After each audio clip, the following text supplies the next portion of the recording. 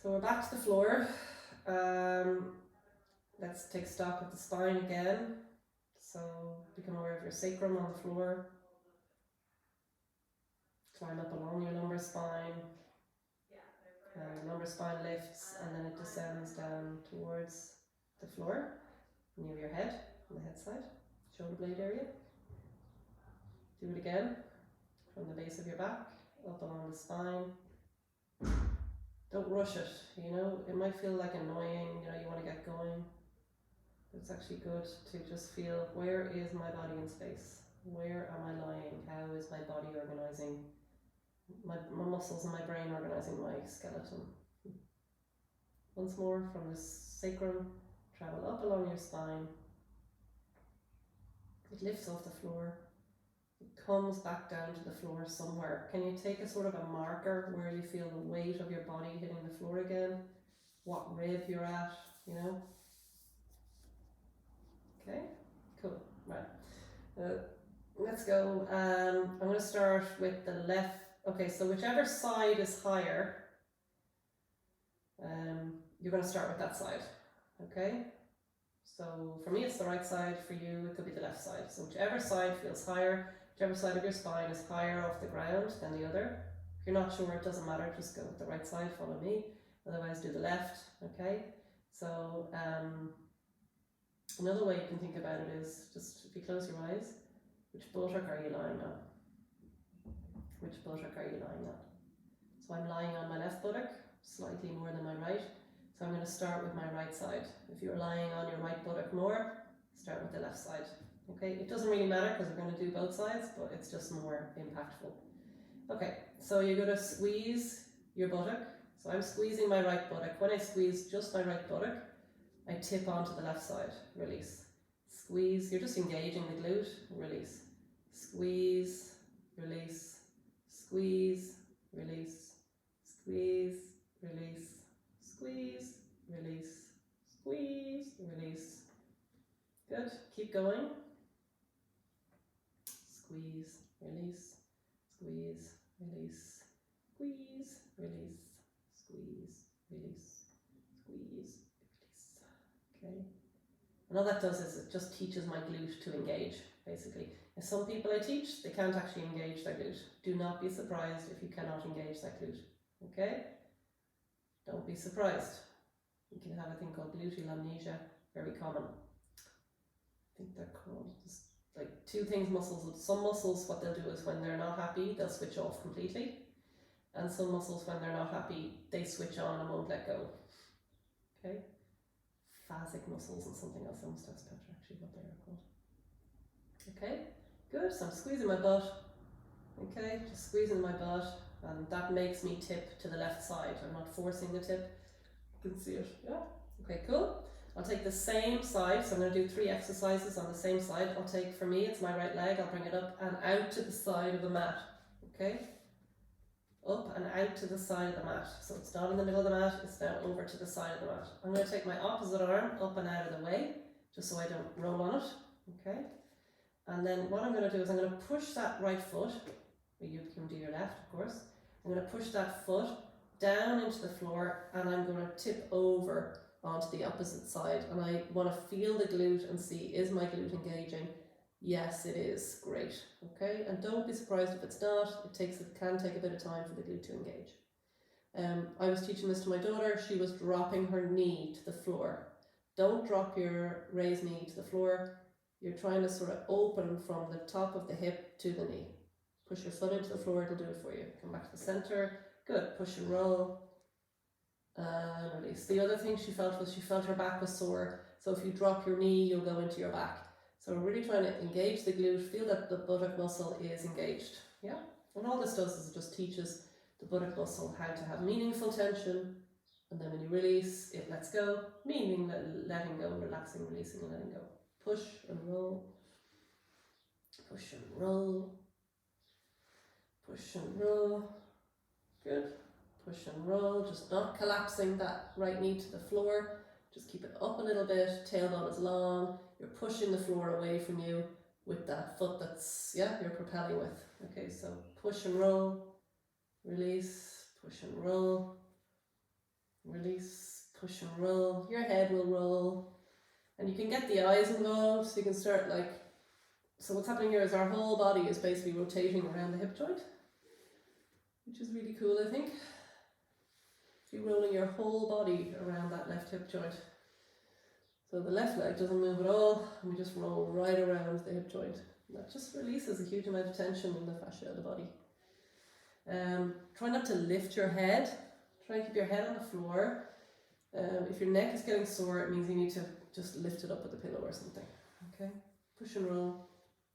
And I can feel my hands sliding on the floor, my ear rolling. I'm looking at, my whole body is basically coupling in now. So this is a multi-jointed movement.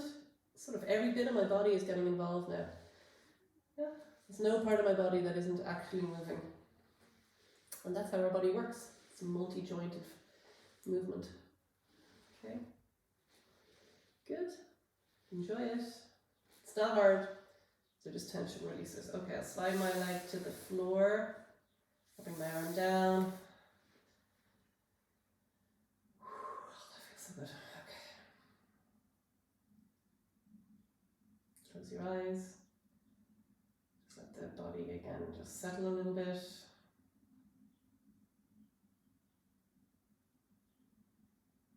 Follow your breath with the mind's eye down behind the cheeks, down through the throat, down below the diaphragm, into the abdomen.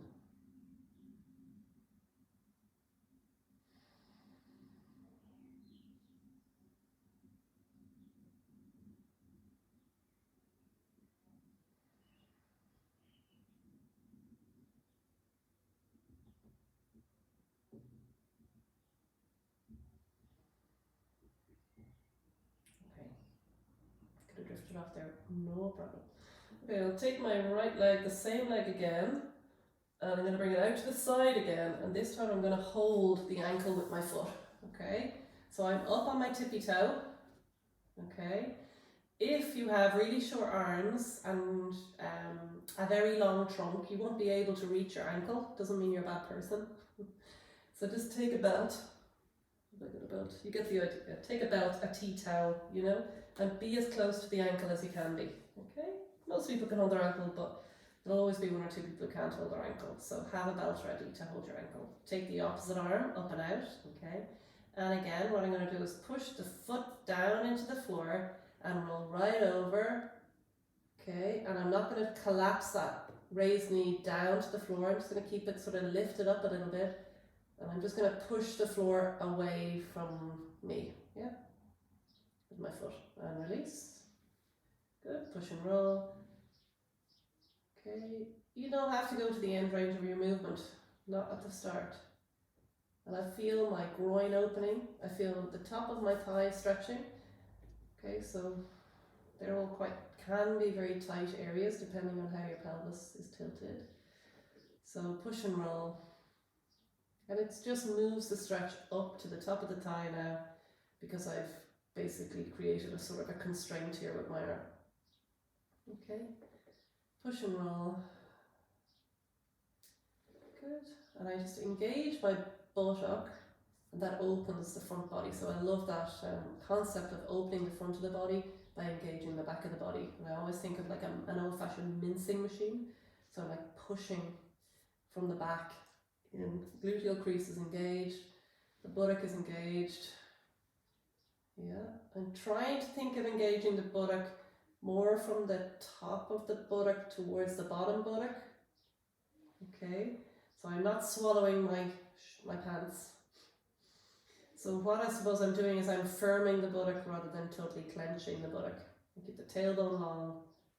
Alright, so try not to be swallowing your pants, especially the men. Alright, push and roll, push and roll. Oh my god, can't wait to let go now, it's going to feel so good. Push and roll. Okay, release your foot, release your leg. That leg's going to feel longer. Close your eyes, and I mean, I don't want to tell you what you're feeling, you know, but you'll either be going, oh, that's so cool. I now feel like I'm totally tilting onto that side, which beforehand we were tilting onto the opposite side.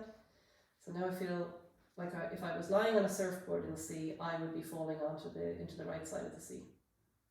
Whereas beforehand I was falling into the left. So just in that simple little 3 movement sequence, I've changed the fascia substantially, the holding pattern of my body.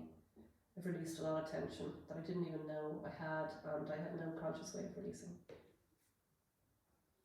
I'll go back to the breath, so important at the moment. So breathing in through the nose, unless you have a cold of course, but if you can, breathe in through the nose. With the mind, attach your mind's eye to the breath.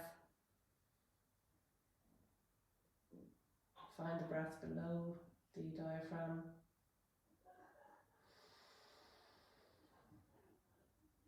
And you might feel your leg relaxing, releasing and letting go out to the side of the exhalation.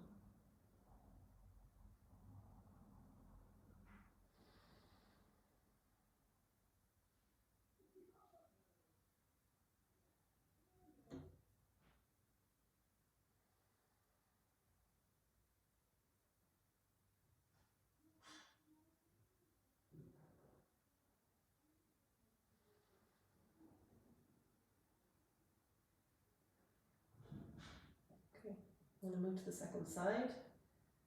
Otherwise I'll be walking around in circles all day. So I'm going to clench, for me it's the left, could be the right now, so opposite side, just clench that buttock and you'll feel yourself rolling over to the side. So the first thing I notice is actually that this buttock feels like so much weaker than the other one. You might not feel that, you might feel like it's stronger. But there's a difference in the power of this buttock, which means I have one very developed Kim Kardashian buttock and one very flat little elephant's arse buttock. Okay, so I'd actually forgotten that. I think I kind of got them a bit more even. I haven't been doing this in a while. So I have to concentrate on this side to actually get the buttock muscle to do the exercise rather than my legs.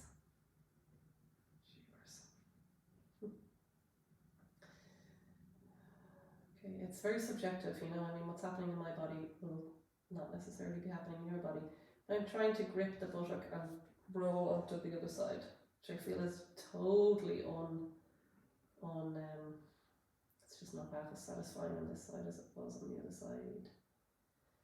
Squeeze, squeeze, squeeze, squeeze. So why is this? Why have I got one really active, strong, muscly buttock and one kind of atrophied, pathetic little buttock? Because we have dominant muscles and dominant sides of the body and dominant, yeah. So my right side of my body is probably doing all the gardening and my left side is not really partaking in the gardening. So another really important reason to do this. So maybe tomorrow I'm going to do this before I garden. Okay. I think I'm getting a ponytail today. Okay, release. Okay, I'm going to take the same leg up and out to the side. I don't hold the ankle. Okay, so there's 3 variations. This is the second one. I'll take my opposite arm up and out to the side. Okay. Okay, so I've got basically a serious shoulder issue at the moment, so I can't actually lift my arm up and out to the side. So I'll just sort of get it out of the way. Okay, I'm going to bend it, hold the shoulder like that. Okay, and then I push into the floor with my foot, and I push the floor away from me, and my buttock engages there. Okay, good, and release. Push and roll. Release. Push and roll. I just get into a sort of a swing. My head rolls, my eyes roll, I'm rolling onto my ribs, I'm pushing and rolling. Do not collapse that knee down, it has to sort of stay up at its angle. Okay, so this leg moves, but I don't collapse the knee down to the floor. Okay, push and roll. Good, push and roll. Good, push and roll. Good, push and roll.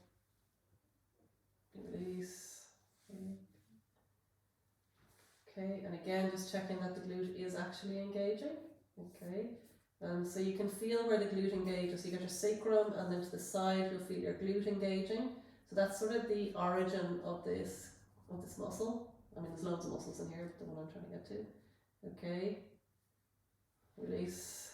So I really sort of want the engagement to happen here, if I can. Yeah. So I'm just checking that on this side because this side was so much weaker.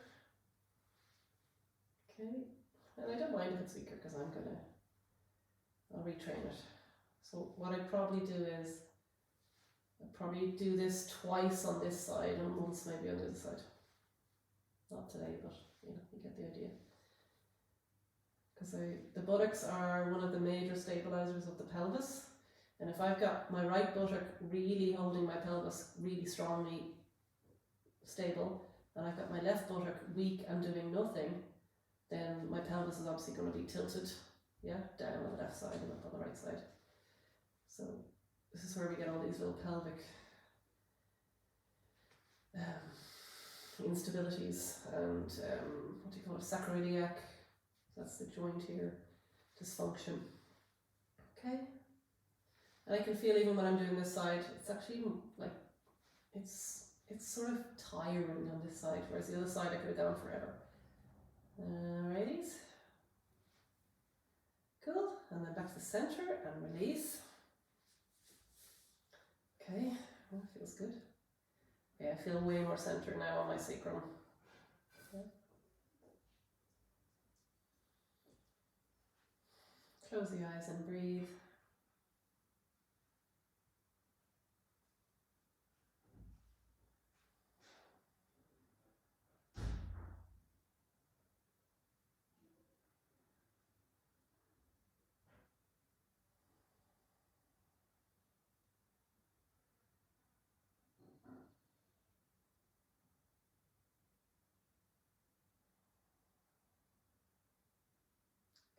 And I can sort of feel like my buttock is, it's starting to have sort of a dialogue with my brain, like it's definitely waking up. Okay. Now take the left leg, same leg, whatever, up, and you're going to hold it this time at your ankle or with your strap. I probably should have shown that. You get the idea, just strap it, hold it. Opposite arm up and out to the side, so that would be up and out there, but unfortunately my arm is like bust. So I'll just stick it here, and then holding that ankle strongly, okay, I'm going to push and roll right over onto the side. And that sort of makes a sort of a back bend feeling, yeah? So you've got that bow pose, haven't you, in yoga? So this is a major regression of that, of a Parasvadhanarasana. What would you call this? You'd call it Supta Parasvadhanarasana. So normally this pose, you're lying on your belly and you hold your ankles and you lift up the two ankles and you roll to the side. Yeah? It's got all the same actions. Do you understand? So if you can get the actions here in this simple pose, then when you go and do your Dhanurasana bow pose, you should have all the same muscular actions. Yeah? So we can learn the actions of a back bend here really well. So glute muscles and near the sacrum engaging. Okay. Good. And release, push and roll, release. And I let my eyes move around the room. Not around the room, but sort of to guide my head. So the more you use your eyes, actually the more the head will roll, then the spine will couple in, and the rib cage, and the pelvis, and right down to the big toe. And we're just rolling the whole body around the right hip joint basically there. Good. Boom. And actually I'm rolling on my sore shoulder blade, which actually feels quite good too. But again, no pain. Okay, and then release. Ooh. And now I feel really centered in the pelvis. Hopefully you will as well. Okay. Close your eyes.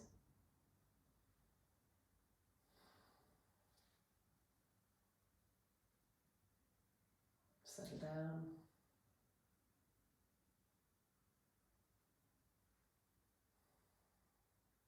Just feel, are you still lying on one buttock?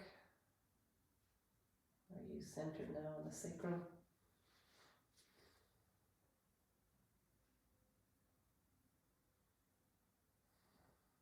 Is there more of your back on the floor? Has this arched lumbar, you know, can you feel your back ribs touching the floor now?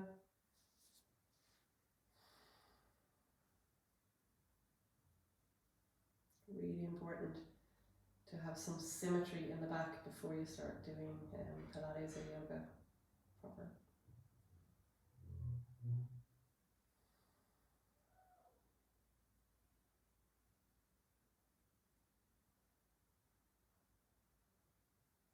So of course you can stay here, breathe, relax into the floor.